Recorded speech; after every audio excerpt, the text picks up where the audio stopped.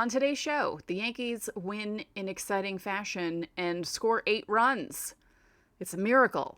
Plus, the Yankees and the Blue Jays. 4 games in the Bronx. The series begins tonight. We'll talk about it all next on Locked On Yankees.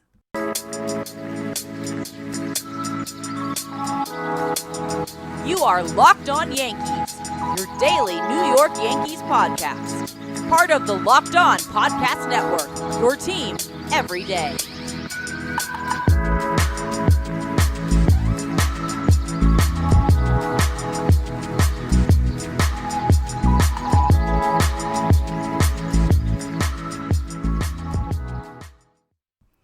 Happy Thursday, Yankee fans, and it actually is a happy Thursday. Welcome to Locked On Yankees, which is part of the Locked On Podcast Network, your team every day. What a relief, right? It was a relief. That game was a relief. It didn't look like it was going to be one. It looked like it was going to be a very frustrating and deflating loss, which is what's been happening lately with the Yankees, but 'twas not. We're going to talk about it in a second. Before we get into it, I'm your host, Stacey. In case you don't know who I am or what I do or how I came to be, as in the host of this show. I used to write about baseball on the internet. I wrote for a bunch of different places, including Hardball Times and Baseball Prospectus. I even had some stuff up here on ESPN. And I think my most proud moment was writing in a commemorative Derek Jeter magazine that came out the year he was retiring. And I got to see my Greek last name in glossy print for the first time in my life, which was pretty damn cool. So, Locked On Yankees, you can find us on every podcasting platform available, including Odyssey, Apple, Spotify, and Stitcher. You can watch and subscribe to us on YouTube. Also, hit that like button and the bell on YouTube so you're notified as soon as our videos go live.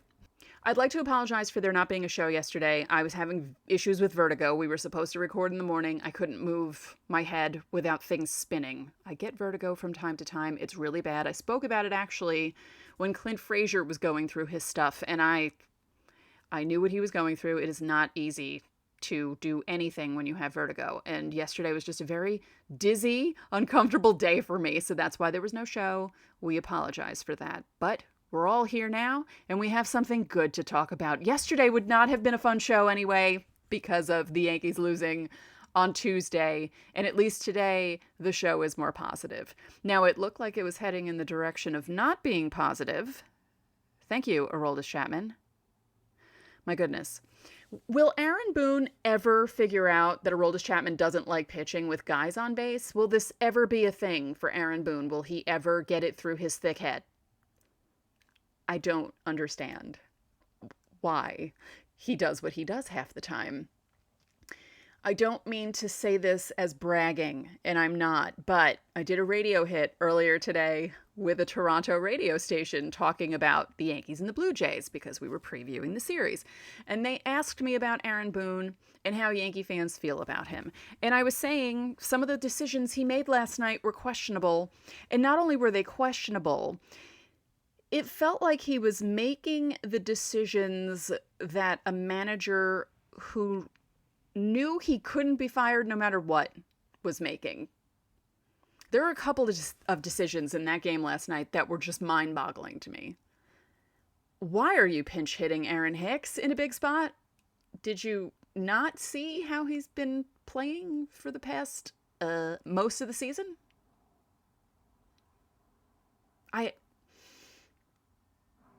And the thing about it is, I feel like those bad decisions got lost in the walk-off.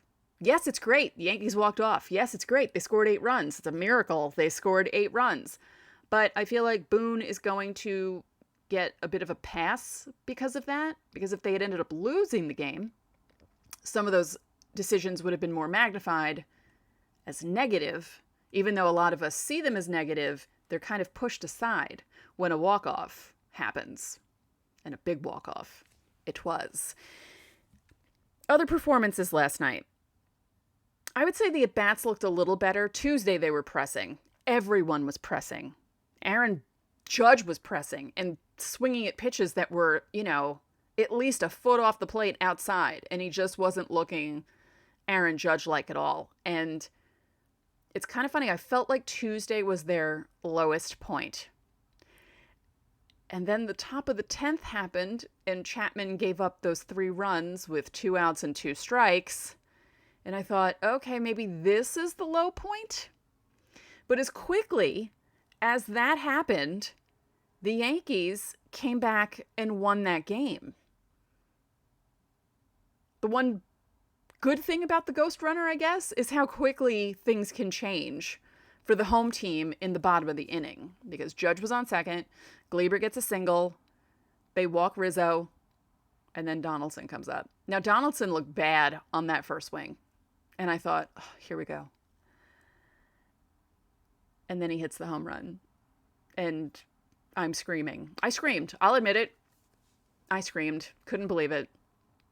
I watched Jason Giambi's walk-off grand slam when the Yankees were down 3 runs against Minnesota on May 17th, 2002. It was the same thing. Sterling Hitchcock gave up 3 runs in the top of was that the 12th? Was that a game when it was the 12th inning? No, the 14th. But how long was that game? Anyway, I'm not old enough to have watched the Babe Ruth walk-off grand slam in 1925. I always joke about how old I am.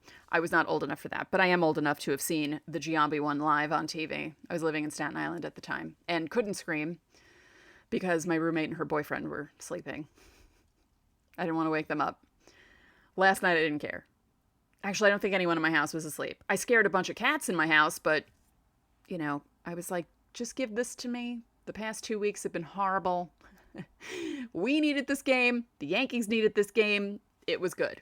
We'll talk more about the game.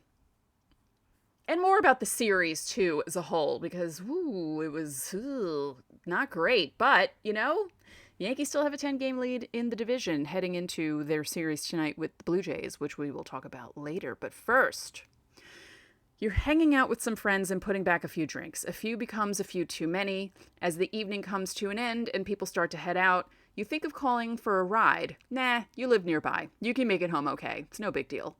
What are the odds you'll get pulled over anyway? And even so, what's the worst that could happen? Your insurance goes up, you lose your license, you lose your job, you total your car, you kill someone.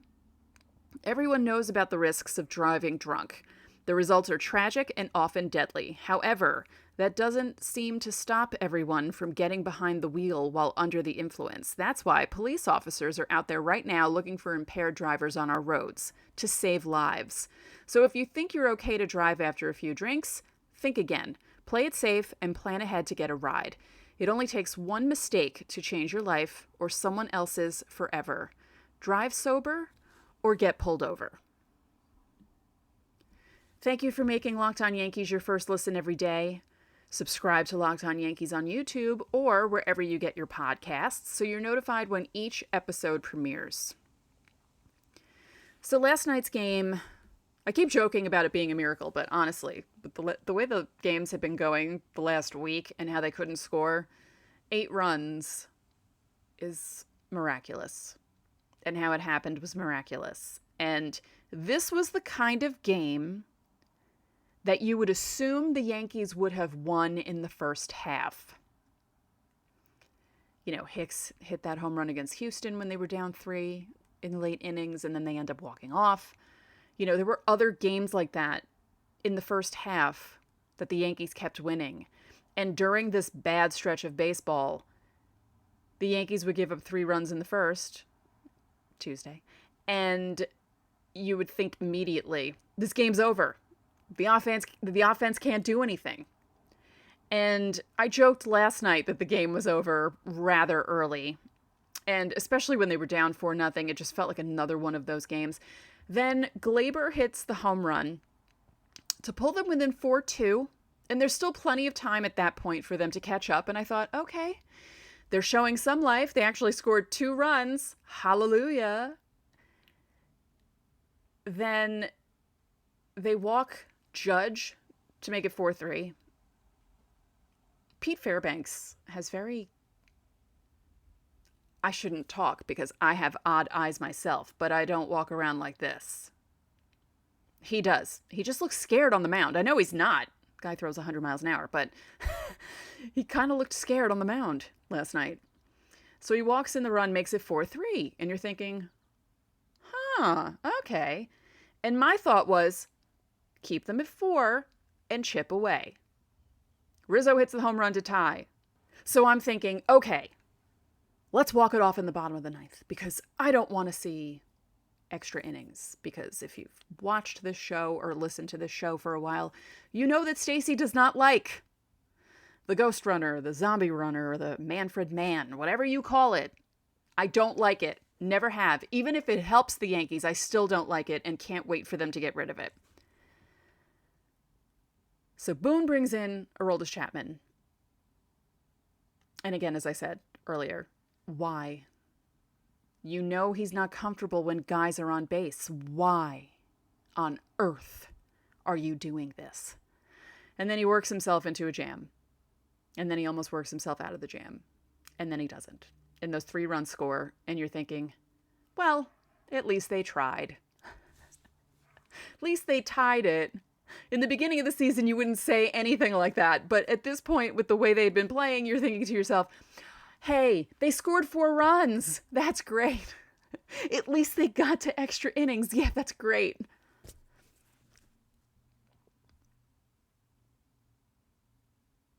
And then the bottom of the 10th happens.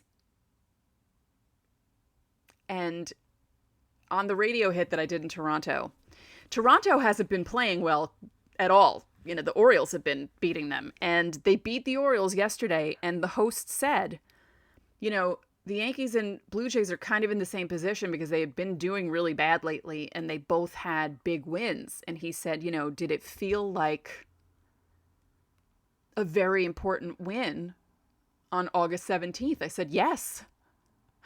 I said, this helps the Yankees keep their 10-game lead in the division because it could have gone down to 8, which would have been really bad. And it did. That felt like the biggest win of the season. Right there.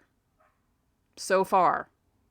Hopefully the Yankees will pick things up. They don't have to win every game. They don't have to go on a 15-game winning streak. I mean, if they want to, that would be great. But we went through the schedule. We told you how hard it's going to be, so don't expect something like that. But be competitive in series. Try to win series, even if or split them. You know, but don't lose them. Don't get swept. That sort of thing. And just make it so you still have a cushion in the AL East. Right now it's 10. It felt a lot better when it was 17 and 18, but we're not there anymore. Only the Dodgers have that much of a lead in their division. They are 17 ahead of second place, San Diego. You know, and other divisions are a lot closer. Cleveland pulled ahead of the Twins in the AL Central. Things are happening. The Orioles have 61 wins. This is a crazy baseball season. And as Aaron Judge said the other day,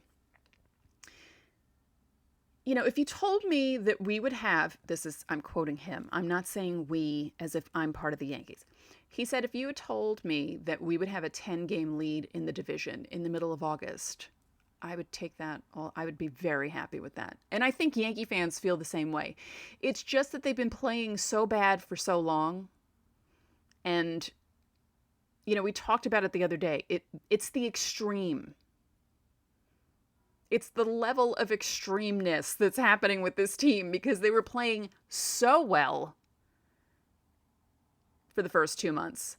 And they've been playing so badly since the trade deadline and playing not so great basically since the end of June. It's just those extremes. And that's what we saw in 2020. We saw them in 2021. We talk about it all the time. They could rattle off a bunch of wins, but then they rattle off a bunch of losses. And that wasn't happening in the first half, and now it's happening again. But hopefully, again, as I said, they will get some sort of groove happening. Doesn't need to be a 15-game winning streak. Doesn't need to be a 10. Just win as much as you can. Just don't have losing streaks like you had. And don't get swept. I don't even know how to predict this series between the Yankees and the Blue Jays because, as I said the other day, it's one of those something's got to give series. And I think if both teams came into the game tonight with losses, it would be different. I feel like both teams are kind of like, okay, let's get things going here. Maybe we can start a streak.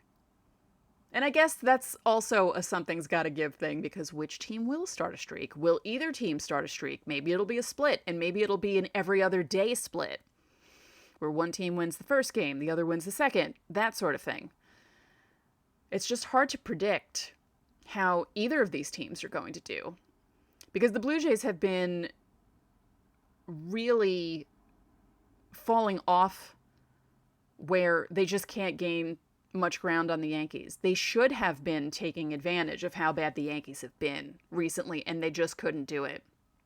And I said this last week, I believe, that Blue Jays fans on Reddit were so excited about having so many games left against Baltimore, because it's the opposite with the Blue Jays and the Yankees against Baltimore. The Yankees only have one series left against Baltimore, which right now is good. Because with the way Baltimore is playing, I wouldn't want the Yankees to play them. They have a chance to be that spoiler team that screws up your playoff either chances, depending on where you are in the standings, or your playoff standing and where you go in the playoffs, where you start off in the playoffs. You know, Toronto, before these last two series that they played, had 15 games against Baltimore, and fans on Reddit were thinking, oh, this is great. We're going to play Baltimore. We're going to beat them up. It's not happening. Baltimore has been not beating them up, but not letting them win. So in a moment, we will preview this series. 4 games in the Bronx, head-to-head. Yankees with a 10-game lead. Toronto hoping to try and cut into that lead because, as I said, they cannot take advantage of what's happening. But first, did you know the key to sustainable weight loss is through your liver? The liver is the body's metabolic furnace. It's responsible for flushing out harmful toxins and igniting your fat-burning metabolism. But thanks to modern diets rich in unhealthy processed foods and constant exposure to thousands of man-made and environmental toxins, most of us have overworked livers. But now it's easy to rejuvenate your liver health and reignite your metabolism. Thanks to Liver Health Formula by Pure Health Research. Liver Health Formula contains 8 liver-boosting super nutrients like turmeric, beet, and artichoke extract. All of them work together to wake up a sluggish liver, turn it into a toxin-flushing and fat-burning machine. That means no more bloated belly, no more uncomfortable digestion, no more feeling tired and low on energy all the time. And best of all, Liver Health Formula makes it easier to maintain a healthy body weight long term. As a listener of Locked On Yankees, you can try Liver Health Formula risk-free today and get a free bottle of Curb Fit with your order. Curb Fit is a safe and all-natural appetite suppressant, making it easier to say no to naughty foods. For me, that's French fries and ice cream. That makes it the perfect complement to Liver Health Formula. Go to getliverhelp.com/MLB to learn more. Again, that's getliverhelp.com/MLB to try Liver Health Formula completely risk-free and claim your free bottle of Curb Fit with your order. Go to getliverhelp.com/MLB now to get started.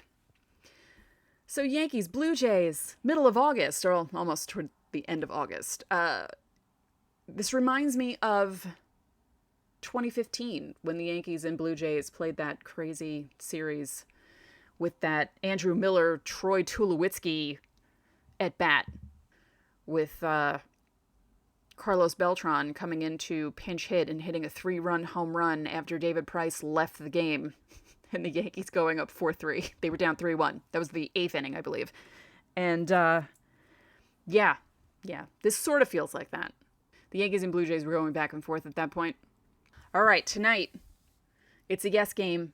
It's also on MLB Network if you're out of market. So if you live in California and you're a Yankees fan, you get to watch the game. Hooray!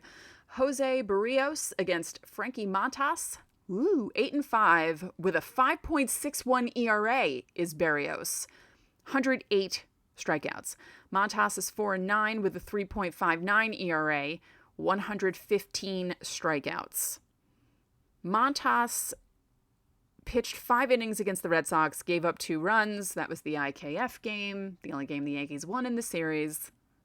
The funny thing about that was Montas's career numbers against Boston were really good. And when he gave up those 2 runs, it was like the end of the world to certain Yankee fans. It's okay, guys, calm down. It's okay. It'll all be okay. The Yankees against Barrios. Let's see. Andrew Benintendi saw him a lot when Benintendi was with the Royals and Barrios was with the Twins. Benintendi is batting .429 in 21 at-bats with a home run and 2 runs batted in. Aaron Judge has a home run off Barrios. Anthony Rizzo has 2. Gleyber Torres has 1. We'll see how that goes. As for the Twins against Montas, let's see. The only one who has faced him a lot is George Springer, which makes sense because Springer was on the Astros, Montas was on the A's. In 13 at-bats, he's batting .308 with a home run and 2 runs batted in. Everyone else on the team has only faced him 2 or 3 times. So I don't know if that works in Montas's favor or if that works in the Blue Jays' favor because it's baseball. And as everyone always says, you can't predict baseball. Tomorrow, it's Kevin Gausman against Jameson Taillon. 7:05 start on a Friday night in the Bronx. It's an Apple TV game. Okay, I knew it was one of the streaming services. It's Apple TV. I know a lot of people complain about Apple TV. I like the convenience of it because I can watch on my laptop if I need to, but I understand people's problems with it. Kevin Gausman is 8-9 with a 3.16 ERA, 142 strikeouts on the year. Jameson Taillon 11-3 with a 3.95 ERA, 108 strikeouts. As for the batters, let's see. Aaron Hicks has faced Gausman 23 times. He's batting .304 against him with 2 runs batted in. Donaldson has a home run against him. Aaron Judge has 3 in 20 at-bats. He's batting .400. Donaldson has faced him a lot, 32 times. He has that 1 home run, 5 runs batted in, .250. As for the Blue Jays batters against Taillon, Matt Chapman has a home run off him. Vlad Jr. has 1. Teoscar Hernandez has 1. And George Springer has 1. And Bo Bichette may not have a home run against Taillon, and I hopefully did not just jinx Jameson Taillon by saying that, but he is batting .421 in 19 at-bats against Taillon. He actually has the largest number of at-bats against Taillon out of all the Blue Jays. Interesting. Saturday in the park. Oh, okay. TBD is pitching against Garrett Cole. So we don't have the pitcher for Saturday. We will update you on Friday's show for that. Cole is 9-5 with a 3.30 ERA, 184 strikeouts. I know he was in the 170s the last time I said his stats. And let's see. Okay, Bo Bichette has a home run. Kevin Biggio has 2. Matt Chapman has 1. Vlad Guerrero has 2. Teoscar Hernandez has a home run. Alejandro Kirk has a home run. Congrats to him and his, I'm not sure if she's his wife or girlfriend, but they just announced that they're having a baby. So congratulations to you. That's very wonderful news. And as I said, when they update who's pitching for the Blue Jays on Saturday, we will tell you. And, oh, okay, TBD is also pitching against Cortez on Sunday. Nestor Cortez is 9-4 with a 2.74 ERA, 128 strikeouts. He was saddled with the loss the other night because he gave up 3 runs in the first inning. It happens. And the thing about it that was frustrating was he gave up that 3-run home run and then pitched really well the rest of the game, and the offense obviously didn't do anything. So I'm not going to be mad at Nestor Cortez for that. The offense should be able to score. As for the Blue Jays against Nestor Cortez, not a lot of at-bats. Whit Merrifield has the most with 12. He's batting .333, no home runs, but George Springer has a home run against Nestor. Matt Chapman has 2. Jackie Bradley Jr., newly acquired by the Blue Jays, in case you didn't know, has 1, and Bo Bichette has 1. So yeah, Yankees, Blue Jays, 4 games.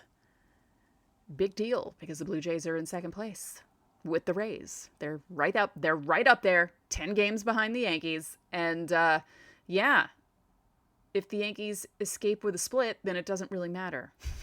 It's still 10 games. I don't see a sweep going either way for either team because they're both scuffling at this point, and I don't see one pulling that far ahead of the other one. The Yankees right now, after 12 games against the Blue Jays, are 8-4 against them head to head. After this series against the Rays, they're 8-5 against the Rays. They have more games to play against the Rays. After this series, they play in Toronto in late-ish September. So they do have more games head-to-head to finish the series, or the season series. You know what I mean. I don't really want to predict anything. I don't feel comfortable doing that. You know that. You watch the show, you listen to it. You know I don't like really predicting things. But I will say I don't see a sweep either way. Hopefully I'm right for the Yankees. Hopefully they won't get swept because that won't be fun. So tomorrow's show will be a recap of tonight's game, whatever happens. Hopefully we'll have an update about Giancarlo Stanton starting his rehab assignment. That'd be great. The Yankees really need his bat in the lineup.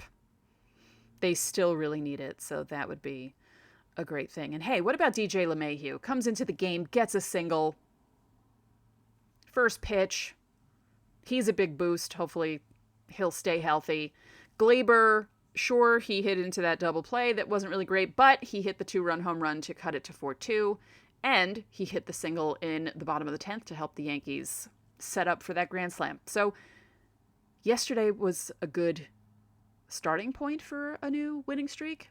See if that happens. So that's it for this episode of Locked On Yankees, which is part of the Locked On Podcast Network, your team every day. I'd like to remind you, you can listen to the show on every single podcasting platform available, including Odyssey, Apple, Google, Spotify, and Stitcher. You can watch and subscribe to us on YouTube. Again, like and comment on YouTube as well. Click the bell so you know when our videos go up. And if you're looking for something else to listen to after us or watch, why not listen to or watch Locked On MLB? Make your second listen of the day the Locked On MLB podcast. Paul Francis Sullivan brings humor, passion, and a unique perspective on every team and the biggest stories from around the league. Follow the #1 daily league-wide podcast, Locked On MLB. You can find it on the Odyssey app, YouTube, or wherever you get your podcasts. One more thing, if you could be so kind, please rate the podcast and spread the word about this podcast to your fellow Yankee fans. We would really appreciate it. So enjoy your Thursday, go Yankees, and we'll talk to you tomorrow.